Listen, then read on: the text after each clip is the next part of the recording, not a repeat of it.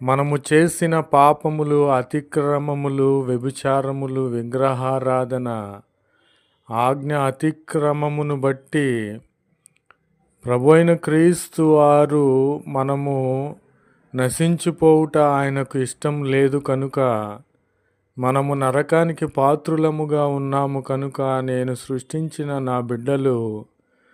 నన్ను సేవించక సైతాను వైపును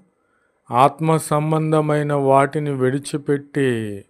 శరీర క్రియలను అనుసరిస్తూ ఉన్నాడని ప్రభువైన క్రీస్తు వారు తెలుసుకొని ఈ లోకానికి మనుష్య రూపుగా వచ్చి మన కొరకు, మన అందరి కొరకు కల్వరి శిలువలో తన యవ్వన రక్తమును కార్చి ఉన్నాడు. ప్రభునామమునకు స్తోత్రములు కలుగునుగాక.